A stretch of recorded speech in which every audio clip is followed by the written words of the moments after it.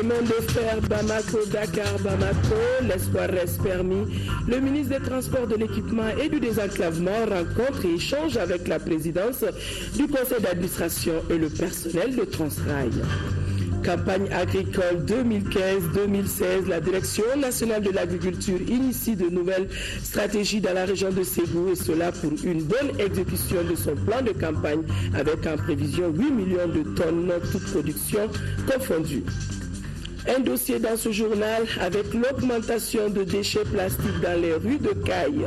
Mahamadi Alioubari a enquêté sur l'impact du phénomène en cette période de saison de pluie à Caille. Mesdames et messieurs, bonsoir et bienvenue dans ce journal. À l'ouverture de ce journal, à l'invitation de Mohamed Ould Abdelaziz, président de la République islamique de Mauritanie, le président de la République Ibrahim Boubacar Keïta effectuera à partir de demain un déplacement à Nouakchott, demain dimanche 26 au lundi 27 juillet 2015. Dans la capitale mauritanienne, le président de la République prendra part à la 3e conférence des chefs d'État et de gouvernement de l'Agence panafricaine de la Grande Muraille Verte. À l'occasion donc du voyage du président de la République en République islamique de Mauritanie, le protocole de la République invite les corps constitués à l'aéroport international de Bamako-Sénou demain dimanche 26 juillet à 13h30. Le décollage de l'avion présidentiel est prévu pour 14h15. L'actualité, les élections couplées municipales et régionales auront lieu le 25 octobre prochain. Voilà la principale information à retenir de la rencontre d'hier après-midi entre le ministre de l'Administration territoriale et de la décentralisation et les représentants des partis politiques. Ce cadre de concertation avec les partis politiques a pour principal ordre du jour, la convocation du collège électoral couplé prévu le 25 octobre prochain. Le décret du collège électoral doit être adopté 60 jours avant sa convocation. Daouda Sidiki Diarra a suivi pour nous. Ce cadre de concertation avec les partis politiques a principalement à son ordre du jour la convocation du collège électoral couplé prévu pour le 25 octobre prochain. Le décret du collège électoral doit être adopté 60 jours avant sa convocation. Nous avions souhaité effectivement qu'au moins avec les chefs de parti, avec la CENI, avec la délégation générale aux élections, que les partis puissent effectivement en savoir davantage et que dans la perspective des scrutins couplés du 25 octobre 2015, que nous convenions effectivement de la façon dont tout cela va être organisé, à commencer d'abord par la convocation du collège électoral. C'est la procédure qui fait que ce document devrait être soumis au Conseil des ministres qui va décider de l'adopter sous la forme de décret. La nouvelle a été bien accueillie par certains partis politiques. Pour eux, il n'y a pas à s'inquiéter car il s'agit de restaurer l'autorité de l'État sur toute l'étendue du territoire malien. Parce que ce sont des élections capitales, ce sont des élections de sortie de crise. Toute insuffisance peut avoir des répercussions sur le fonctionnement des organes élus. De ce fait, les observations faites par les partis politiques, c'est que toutes les dispositions soient prises pour que la date, si elle devait être maintenue, que les conditions soient réunies. Du côté technique, le ministre nous a donné quelques assurances. Évidemment, il y a des informations encore à chercher, à fournir, à donner aux partis politiques. Mais il n'est pas le seul, parce qu'il y a d'autres secteurs qui interviennent. Quand il s'agit des questions de sécurité, ce n'est pas forcément le ministre qui doit nous donner les informations. Le problème ne se pose pas. Il y a eu déjà un préalable avant d'être là aujourd'hui. Nous sommes là pour préparer les élections du 25 octobre. Il y a eu un préalable par le ministère de l'Administration territoriale que nous avons fait ici dans cette même salle. Et aujourd'hui, c'est une information pour moi, juste vraiment de préparer massivement l'électorat et les électeurs au niveau des partis politiques pour aller vraiment directement aux élections le 25 octobre. Si certains partis politiques pensent que rien ne doit s'opposer à la tenue des élections le 25 octobre prochain, d'autres ont des réserves là-dessus. Je pense que on peut le faire. Aujourd'hui, aller aux élections comme telles, cela suppose premièrement ne pas respecter l'accord. Deuxièmement, la révision qui est prévue, il y a des cercles qui ne pourront pas participer aux élections. Et est-ce qu'on peut faire des élections régionales sans certains cercles?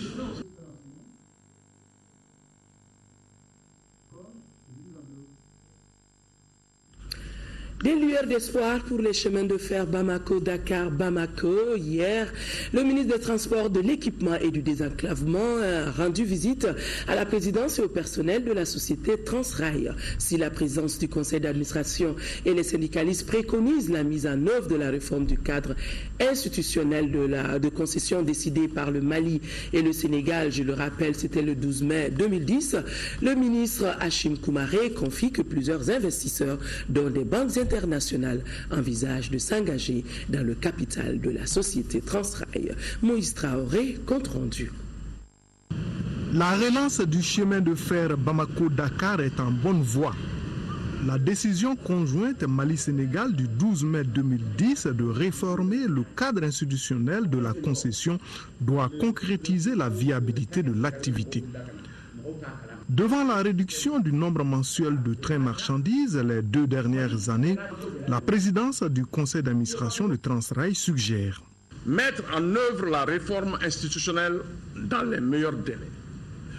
Pour ce faire, déterminer en accord avec l'actionnaire de référence une période transitoire permettant aux États de parachever la mise en œuvre de l'option institutionnelle et réhabiliter, voire renouveler la voie tout en négociant avec l'actionnaire de référence. Éviter à tout prix l'arrêt de l'activité ferroviaire pendant la durée de la phase transitoire aux fins de préserver les emplois. Aux représentants des 1600 agents de la compagnie, le ministre de tutelle confie la volonté d'investisseurs s'intéressant à l'axe ferroviaire. C'est l'un des outils performants au Mali d'intégration sous-régionale. Ça fait partie aujourd'hui des plus grands projets du NEPAD. Et ça fait partie aussi de l'espoir de tout un peuple. Le développement du chemin de fer va augmenter la qualité de vie tout le long des rails. Le secrétaire général du comité syndical de Transrail appelle de tous ses vœux au respect des clauses convenues avec le pays frère du Sénégal. Abdoulaye Berté milite pour le financement d'un programme de réhabilitation d'urgence. L'actionnaire de référence est la société de droit français Advance. Le Centre pour le dialogue humanitaire, en partenariat avec le secrétariat général de la Commission Vérité, Justice et Réconciliation, organise une rencontre sur le rôle de la société civile dans les travaux de la Commission. Et les échanges sur le sujet portent essentiellement sur les missions de la dite Commission. On fait le point avec Fadema Keita. Les futurs commissaires chargés de réconcilier et d'instaurer la paix au Mali doivent être dotés d'outils et de concepts nécessaires pour la réussite de leur mission. C'est l'exercice auquel se livre le secrétariat général de la Commission Vérité, Justice et Réconciliation CVJR et son partenaire le Centre pour le dialogue humanitaire HD. Cette rencontre jette donc les bases d'un échange fructueux entre l'équipe de la Commission et les organisations de la société civile. Comment impliquer les citoyens dans le dialogue politique, la réconciliation et le processus de paix? Les types d'informations adoptées sont autant de thématiques au centre des échanges. Un des vœux du Centre pour le dialogue humanitaire est de capitaliser les expériences des organisations de la société civile pour un meilleur fonctionnement de la Commission. Le souhait du Centre HD est de voir qu'au sortir de cette rencontre, un espace de dialogue prenne corps entre vous pour la réussite de la future commission. L'initiative exécute le contenu de l'article 2 du chapitre portant création et mission de la CVJR, Commission Vérité, Justice et Réconciliation. C'est une très bonne initiative qui nous a été proposée par le Centre pour le dialogue humanitaire HD afin de nous permettre en tant que secrétaire général de rencontrer une partie de la société civile malienne, de discuter avec elle sur les avantages à apporter aux futurs commissaires dans le cadre de la mise en œuvre de l'accord de paix et de réconciliation. La réussite du processus passe par une participation active de toutes les forces vives de la nation, précise le ministre de la Réconciliation nationale. Il y a eu des avancées importantes.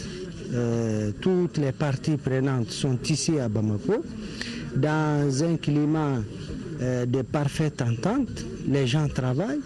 La médiation est aussi très satisfaite de ces avancées de notre processus de paix. La création des conditions de retour à une vie normale et toute tentative de développement durable ne saurait combler les attentes sans un dialogue intra- et intercommunautaire et sans coexistence pacifique entre les populations.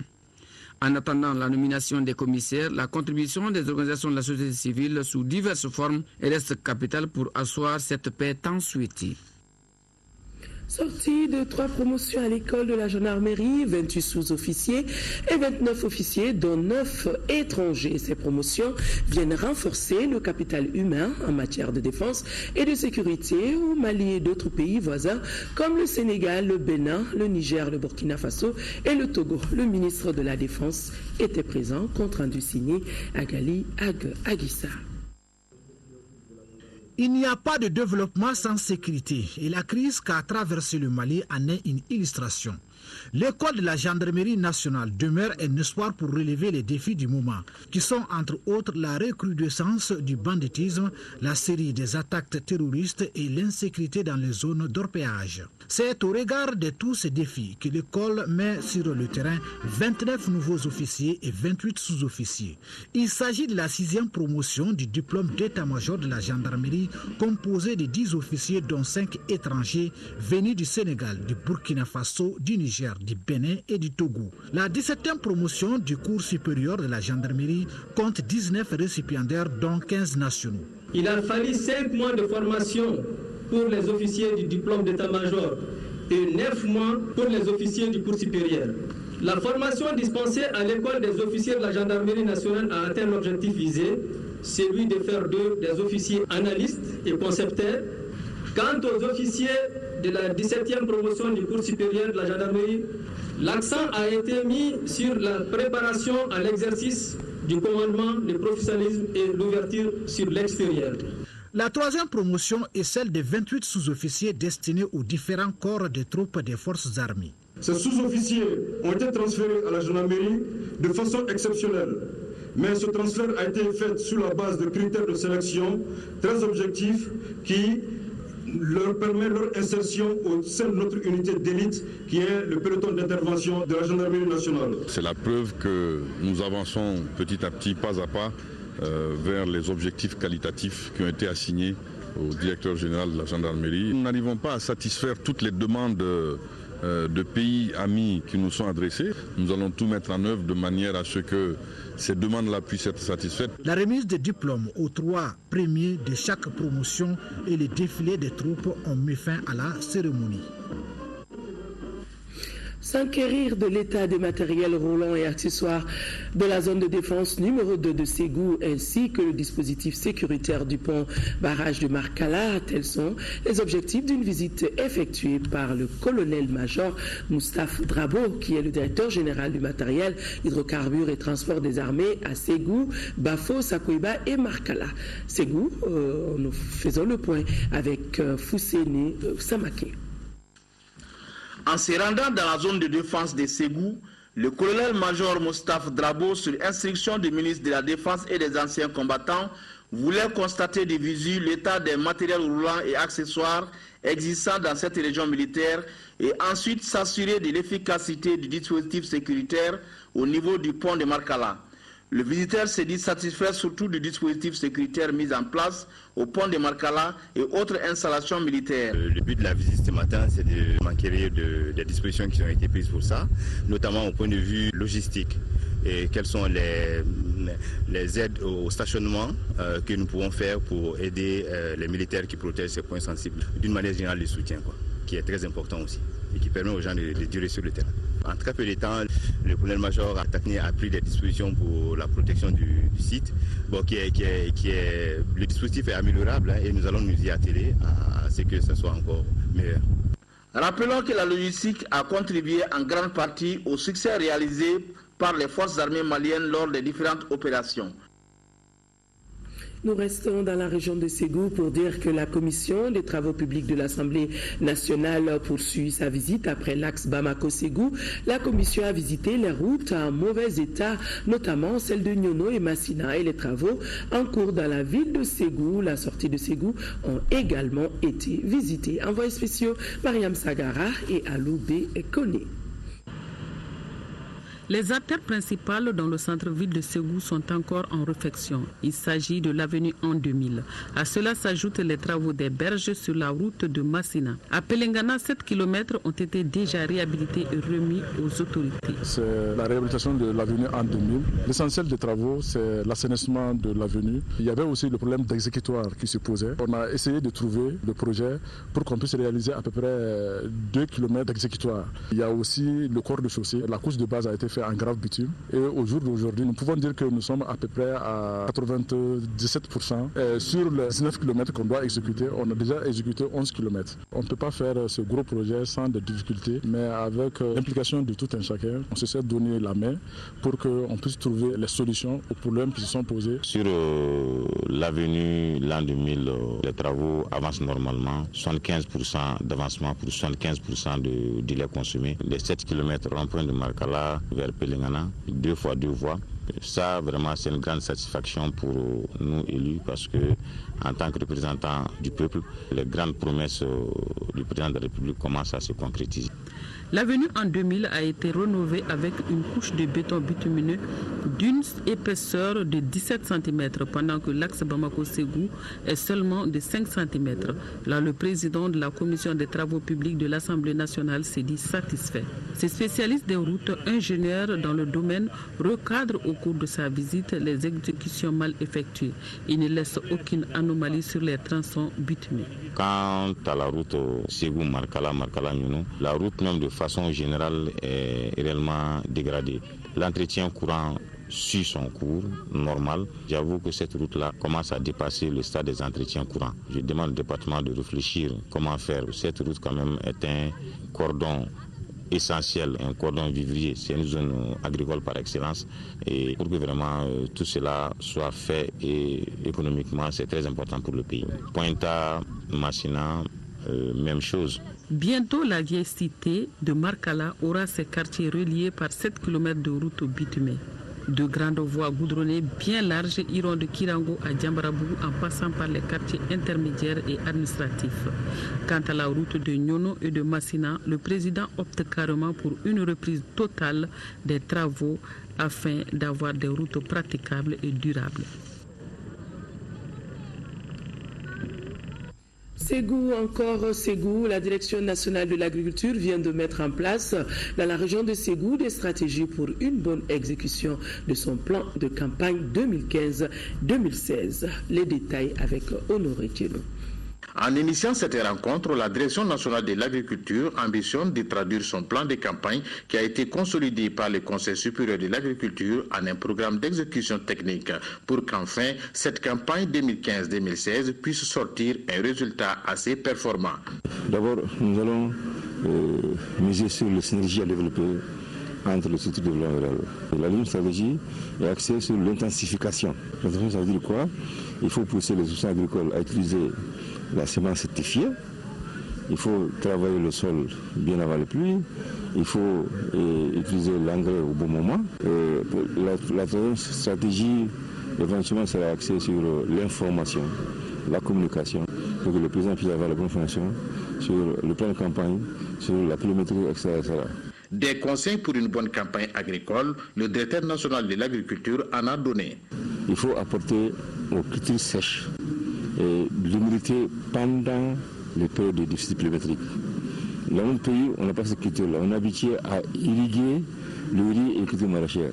Nous disons que nous sommes dans un pays sahélien. Bon an, mal an, on est confronté aux effets du changement climatique. Et pour aider les plantes à boucler comme l'embryon son cycle végétatif, il faut lui apporter un peu d'humidité. Sinon, vous passez le sorgho de mil ou de maïs à cause de 10 jours sans pluie. Donc nous avons dit aux paysans d'acquérir des motopompes et d'irriguer les parcelles les plus sèches pendant les périodes de déficit pluviométrique. Il convient de noter que les prévisions cette année sur le plan national dépassent celles de l'année dernière. Pour preuve, en 2014, les productions ont atteint 7 millions de tonnes contre 8 millions attendus cette année, soit un dépassement d'environ 15%. Le ministre du Commerce et de l'Industrie informe les opérateurs économiques que les élections consulaires de la Chambre de commerce et d'industrie du Mali se tiendront demain dimanche 26 juillet 2015 dans les régions et dans le district de Bamako. Les bureaux de vote sont ouverts à 8h et clos à 18h dans les lieux suivants. District de Bamako, gouvernorat du district, région de Kaye, la mairie de Kaye, région de Koulikoro, la mairie de Koulikoro pour la région de Sikasso, la salle Lamissa Bengali, la région de Ségou, ça sera le gouvernorat, la région de Mopti, la mairie de Mopti, la mairie de Tombouctou pour la région de Tombouctou, la mairie de Gao pour la région de Gao, la Chambre de commerce et d'industrie du Mali pour la région de Kidal. Demain donc, élection au niveau de la Chambre de commerce et d'industrie du Mali. L'actualité sur le continent, c'est la visite du président américain Barack Obama au Kenya pour une visite de 2 jours. C'est la première fois que le président américain se rend sur la terre de ses ancêtres depuis son arrivée à la Maison-Blanche. Au programme de cette visite, plusieurs activités, dont le sommet mondial sur l'entrepreneuriat qui s'est ouvert aujourd'hui même. Au cours de ce sommet, Barack Hussein Obama a tenu un discours plein d'optimisme pour une Afrique en marche. Commentaire signé Mohamed Ould Mamouni.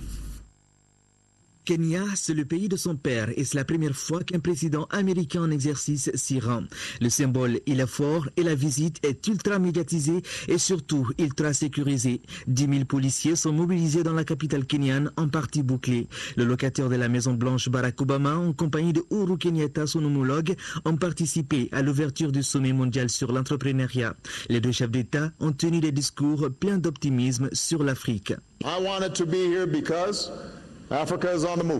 Je voulais être ici parce que l'Afrique est en marche. L'Afrique est l'une des régions du monde à plus forte croissance. Les gens sortent de la pauvreté, les revenus sont en hausse, la classe moyenne augmente et les jeunes comme vous exploitent la technologie pour changer la façon dont l'Afrique fait des affaires. Le président Kenyatta y a fait allusion, dit-il. Et cela crée des opportunités incroyables pour les Africains et pour le monde. Le président américain n'a pas manqué de toucher à certaines questions comme la corruption, mais surtout le terrorisme.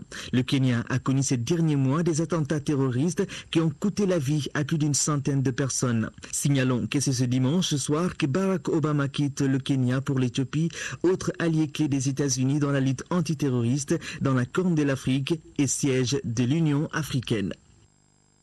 Oui, pour compléter, Mohamed Ould Mamouni, Barack Hussein Obama visitera le siège de l'Union africaine et aura une séance de travail avec la Commission de l'Union africaine. Patients, médecins, comment améliorer le climat des relations pour établir de bons diagnostics et recevoir des traitements adéquats et comment prévenir les cancers chez l'enfant, dont ceux qui surviennent à l'âge de 14 ans et les cancers sur la rétine. Les médecins et leurs partenaires tentent d'y apporter des réponses, et cela à travers une journée académique organisée ici à Bamako par l'Ordre des médecins du Mali. Compte rendu signé Ramata Konaté. Nous avons tous eu un jour ou l'autre recours à un médecin. C'est parce que ce praticien joue un rôle majeur en matière de santé. L'exercice de ce métier se consolide avec les formations post-universitaires. La journée d'échange s'inscrit dans ce cadre. En toile de fond, 4 thèmes dont les bonnes pratiques médicales. Il s'agit des gestes, des techniques, des examens et astuces utilisés pour la prise en charge des patients. Quant au cancer de l'enfant ou cancer pédiatrique survenant à l'âge de 14 ans, certes rare, mais l'enfant étant l'avenir de la nation, il est intéressant dès à présent de penser à la prévenir et de décliner vraiment les prises en charge, les modalités de prise en charge les meilleures. Le rétinoblastome, tumeur maligne intraoculaire la plus fréquente de la première enfance, avec une incidence de 1 pour 15 000 à 1 pour 20 000 naissances vivantes. Ces affections qui sont du registre des maladies dites non transmissibles représentent de nos jours de véritables questions de santé publique. tant par leur fréquence en progression que par la problématique de leur prise en charge. La journée académique du Conseil national de l'Ordre des médecins, c'est aussi le partenariat entre médecins et pharmaciens.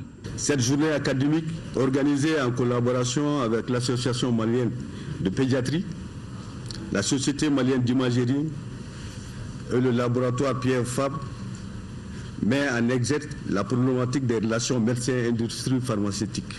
Elle revêt au moins 4 aspects: la promotion pharmaceutique, la participation à la formation médicale, le partenariat de recherche et l'expertise. Entre la vie et la mort, il y a un pas. 1 minute de silence a été observée à la mémoire de feu professeur Bokar Sall, premier président de l'Ordre des médecins du Mali. Le professeur émérite est décédé ce vendredi 24 juillet 2015. Nous aurons le temps de revenir sur les obsèques du professeur Bokar Sall. En attendant, l'hôtel Radisson de Bamako a servi de cadre au lancement des activités d'info-proximité. C'est un journal dédié à la construction citoyenne et au civisme. L'initiative est de Cheikh Sall Service en partenariat avec PMU Mali. Compte rendu, Lamine Keita. Le nouveau journal Info Proximité qui vient d'être mis sur les fonds baptismaux est consacré à la citoyenneté et au civisme. Le promoteur d'Info Proximité entend sensibiliser la jeunesse sur la citoyenneté. Son public cible, les turfistes. Info Proximité est un journal pictogramme pour tout le Mali. C'est conçu en texte et puis en image. Donc c'est destiné plus particulièrement aux turfistes, c'est-à-dire les personnes qui jouent au PMU en particulier et en général pour tous les Maliens. Donc on s'est dit que, vu que les Maliens n'aiment pas trop lire, pourquoi ne pas amener l'information vers eux. Donc on a jugé utile éventuellement de publier un journal pictogramme épique. À l'intérieur, on met le programme PMU pour les turfistes gratuitement.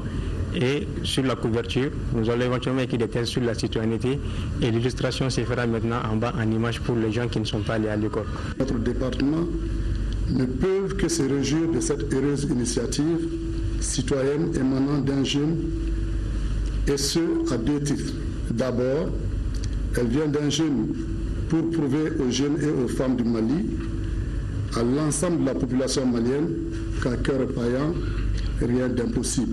Ensuite, elle amorce l'inclusion des millions de turfistes maliens dans la dynamique de l'information, de la sensibilisation. Le premier numéro d'Info Proximité doit paraître en août prochain. Nous arrivons à la page dossier de ce journal. À Caille, l'augmentation des déchets plastiques jetés dans les rues devient un problème crucial pendant la saison pluvieuse. L'une des conséquences du phénomène est la pollution de l'environnement. Ces déchets sont parfois cause d'inondations. Aujourd'hui, l'achat de n'importe quel produit donne l'occasion d'utiliser ces sachets. L'implication de tous est nécessaire pour une bonne gestion de ces sachets. Suivez ce dossier de Mahamadou Alioubari depuis Caille. L'utilisation des sachets plastiques pour emballer les objets a vite augmenté ces derniers temps dans la cité des rails. Aujourd'hui, l'achat de n'importe quel produit donne l'occasion d'utiliser ces sachets après leur utilisation. Ces mêmes objets sont jetés dans la rue et bouchent les caniveaux pendant la saison de pluie. Ils sont généralement la cause des inondations et plusieurs autres maladies. Le mal, c'est un peu trop profond. Il faut trouver des emballages biodégradables pour qu'on puisse avoir la paix avec cette situation. Partout dans la ville, les sachets sont éparpillés dans la rue, un fait qui menace sérieusement l'environnement. La gestion des déchets, comme je le disais, est l'activité quotidienne de la mairie, de la collecte et l'évacuation. Donc, dans le cadre de cette gestion, on a eu à aménager des dépôts de transit dans certains quartiers, notamment à Lafiabougou, Kasso, Légal Ségou et Plateau. Donc, vu l'évolution de la population, ces dépôts également ne répondent plus aux besoins. Les déchets en tant que tel, quand c'est brûlé encore, ça dégage des gaz très très dangereux qui jouent beaucoup sur l'atmosphère et la santé, et ça dégrade notre couche d'ozone ce qui fait que ces déchets-là sont très dangereux et ce qui a encore suscité l'État malien à pouvoir prendre ces différents textes pour pouvoir les interdire. Selon les EIE et les services décentralisés chargés de l'assainissement dans la commune urbaine de Caille, la solution de ce problème se situe à 3 niveaux. C'est un système qui est là où il y a plusieurs parties qui doivent être forcément impliquées. Il y a d'abord les exécutants, c'est-à-dire qui sont nous, les ramasseurs d'ordures, qui travaillent sur le terrain. Il y a les autorités qui sont là. Par exemple, quand on voit le déchet, l'autorité concernante, c'est la mairie. Mais il y a surtout la troisième personne qui est qui? La troisième partie, c'est la population. Et chacune de ces parties a un gros morceau de responsabilité pour la réussite de cet ensemble-là. Il suffit qu'une seule partie faille sur le banc pour que réellement le résultat que nous cherchons, on l'a pas. Aujourd'hui, à Caille, vous savez, une ville d'antan coquette. Ça fait mal aujourd'hui de voir cette ville, que c'est l'une des villes les plus sales aujourd'hui. Vous savez, c'est vrai, les efforts sont en train d'être faits. Il y a la direction de l'assainissement où nous sommes aujourd'hui qui est là, il y a la mairie qui est là, il y a les jeux, les associations qui sont là. Tout le monde est en train de faire de son côté, de son mieux. Mais je pense que ce qui manque, c'est une synergie d'action. Dans le cadre d'un projet dénommé le projet d'appui aux communes urbaines du Mali, les dossiers sont en cours pour la construction d'une décharge finale et de 6 autres dépôts de transit modernes. Nous sommes en train de recruter un bureau d'études pour nous faire l'étude technique de la construction. Tout ça, c'est dans le souci de pouvoir vraiment gérer les déchets et principalement les déchets plastiques. Chachaché, au dire des spécialistes de l'environnement, ont un impact considérable sur la terre et peuvent causer la mort d'animaux domestiques. Leur gestion nécessite l'implication de tous. Page noire dans ce journal, la nation malienne a rendu hommage au professeur Bokar Sall, décédé des suites d'une longue maladie. Traumatologue émérite, octogénaire Bokar Sall, professeur Bokar Sall a été fait grand officier de l'ordre national à titre posthume par le président de la République en personne. Ses obsèques se sont déroulées à Banankabogo. Mohamed Jaha a suivi pour nous. L'émotion était grande ce samedi à Banankabougou où ont eu lieu les funérailles nationales du professeur Bokar Sall. Cet agrégé en chirurgie orthopédique aura consacré sa carrière à sauver des vies. Et c'est à juste titre que la nation malienne lui est reconnaissante, avec au premier rang le président de la République. Professeur Bokar Sall, ancien député, professeur émérite de médecine, spécialité traumatologie, grand-fils du Mali. Au nom de la République du Mali, nous vous élevons à la dignité de grand officier de l'ordre national à titre posthume. Au nom de son Excellence, Monsieur le Président de la République, grand maître des ordres nationaux, au nom des membres du Conseil des ordres nationaux et à mon nom propre, je présente à la famille, aux parents, aux amis alliés, à son parti et ses collaborateurs et sympathisants mes condoléances les plus émues. Ensemble, prions le Tout-Puissant, l'Éternel, l'unique, le miséricordieux, pour que le Tout-Puissant l'accueille dans son paradis éternel.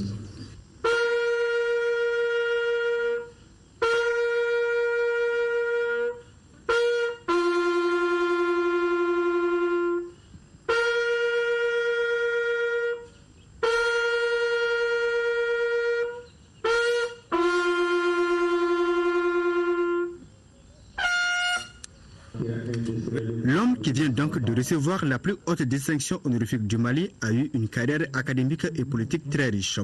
Il fréquenta l'école de médecine de Dakar, puis il poursuit ses études en France où il obtient le diplôme d'État français à l'université de Strasbourg. C'est sorti docteur diplômé d'État français de la faculté de Strasbourg qu'il est venu servir, non pas à Bamako ou bien dans une des capitales de la sous-région, mais à Caille, qui a été sa première ville où il a pu exercer la chirurgie. Affecté à Caille, il y restera quelques années. Certificat d'études spéciales fait aussi à la faculté de Strasbourg. Il revient à Bamako, il est affecté au point G où il restera pendant 3 ans. Et puis, du point G, il sera mis à la disposition de l'État malien au niveau de l'hôpital de Kati comme directeur général et chef de service d'orthopédie pour traumatologie. Ensuite, le professeur Sall a fait des études qui lui ont permis de devenir professeur agrégé de médecine. Cet octogénaire est aussi fondateur du Comité national pour les sciences de la vie et de l'éthique médicale depuis 2002 jusqu'à sa mort. Le professeur Sall fut également président de l'Ordre des médecins du Mali. Le professeur émérite de traumatologie n'est pas un inconnu sur l'échiquier politique. Militant indomptable, patriote convaincu, le professeur Sall était un homme politique avisé qui est resté fidèle aux valeurs comme le travail bien fait. En somme, son parcours politique est assez édifiant. Le professeur Sall, député de Niafonké, a été président de la commission de défense nationale du Mali pendant une dizaine d'années au niveau de l'Assemblée nationale. C'est pour vous dire combien il était attaché à notre armée. Il faut le dire aussi au point de vue politique, membre fondateur ou créateur de l'ADEMA, puis membre fondateur de Espoir 2002, et enfin il a été pendant un long moment vice-président du Rassemblement du peuple malien, parti majoritaire à nos jours. Au nom de toute cette famille de Sall que j'ai l'honneur de représenter, pour dire merci, un grand merci pour tout ce qui a été fait pour la famille et pour Sall d'abord, parce que rien ne nous échappe par rapport à tout ce qui a été fait pour lui. Merci pour tout cela. Et ce que je vous demanderai, c'est de comprendre que le professeur Sall a une très grande famille à laquelle il tient beaucoup. Puissent ces idéaux inspirer la nouvelle génération de médecins afin que triomphent les idéaux pour lesquels il s'est battu durant toute sa vie. L'octogénaire repose au cimetière de Niamakoro, laissant derrière lui une grande famille, des amis et collaborateurs inconsolables.